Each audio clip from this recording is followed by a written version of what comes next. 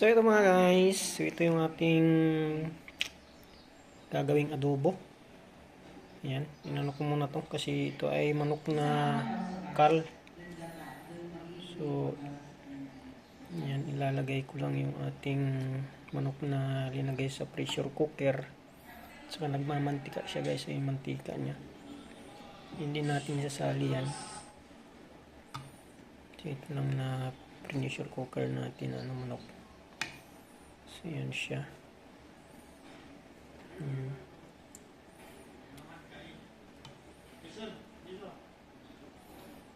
Yun o. So yan nga siya. So next natin lagay mga idol ay itong ating toyo. Yan ang toyo. Yan siya.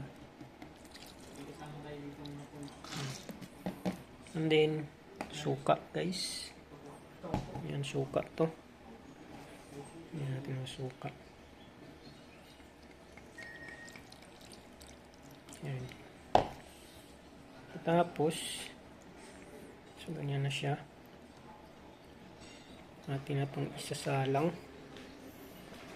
Yan. So ganyan lang kasimple magluto guys ng adobo. So nasa ilalim na yung yan, yung mga ingredients. So ganyan talaga magluto ng adobo. So open natin ito. Yan. Dahil luto na yan, i-ano lang natin yan. I-slow lang natin yung apoy. Kasi manipis tong ating lutuan para hindi siya masunog. So yan. So ganyan lang tayo magluto mga idol. Bye bye. Thank you for watching.